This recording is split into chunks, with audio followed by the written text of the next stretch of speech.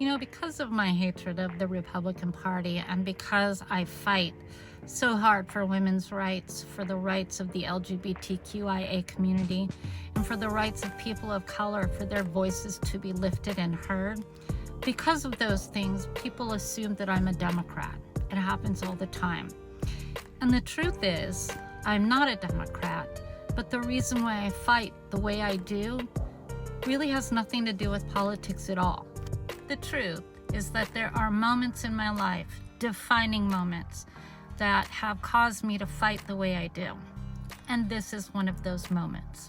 My parents were together since they were 12 years old. My dad went to Catholic school and my mom went to public school. When they got married, my mom converted to Catholicism, and they decided when they had children, they would raise them in the Catholic Church. But my mom was adamant that we not go to a Catholic school. My dad was a little bit of a trickster and a prankster and stuff when he was growing up. He got in trouble quite a bit at his school. And the Catholic Church was well known for their harsh punishments, and my mom did not want that for her kids. So they made a compromise, and my brother and I went to a public school, but we had CCD twice a week. If you're Catholic, you know what that means. So public school, church on the weekends, and CCD twice during the week. Now, that was just normal for me. I didn't know any different. And so I thought that I really liked the Catholic Church.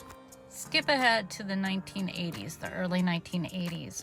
I was now engaged to my first husband, and he had also been raised a Catholic, only he was from a different state, so he wasn't raised in my church.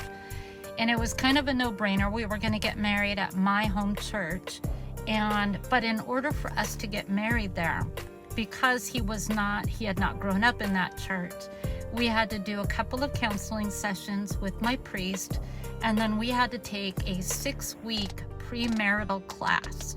Now, premarital classes were given traditionally by an elder couple in the church, sanctioned by the church, and we would go once a week for 6 weeks. And then based on our scores and based on our counseling with the priest, we would then be either allowed to get married at that church or not allowed. So getting married at this church was really important to me, so we were going to do whatever we needed to. So the first day of class, we happened to be the first couple that arrived. There were other couples in this class as well. We just happened to be the first ones. At the door, we knocked on the door. The guy greeted us and lets us know that his wife is not home yet. She should be home soon, and when she gets there, class will begin. So as we're waiting for the other couples to get there and this gentleman's wife to get there, we all started making small talk. And during this small talk, we learned that the gentleman who's giving the class, he and his wife had been married for like 40 years, and that he had recently retired and was going insane, his words, because he didn't know what to do with his extra time.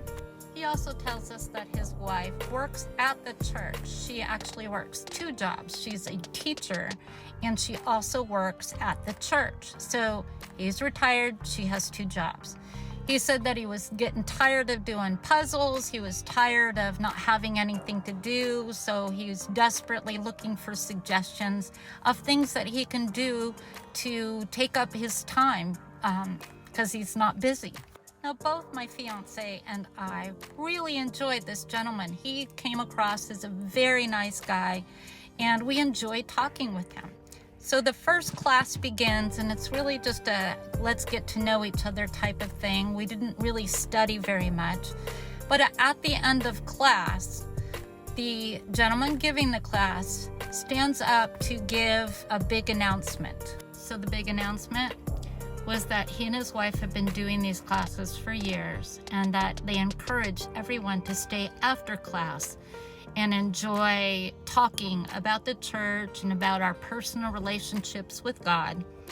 But that this time we were all welcome to stay, but he apologized profusely because his wife had been working a lot of hours, and she had not had any opportunity to make any fresh baked goods or make any hors d'oeuvres or punch for the class.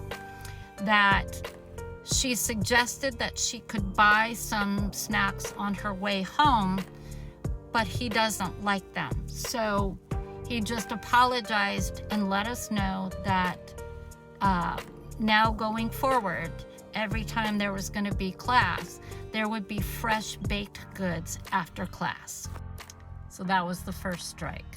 Strike 2 came when each class got worse and worse with the notion that I did not have a say in the house or the decisions, that my money would be my husband's money, and that I would be learning to budget in a manner that my husband preferred.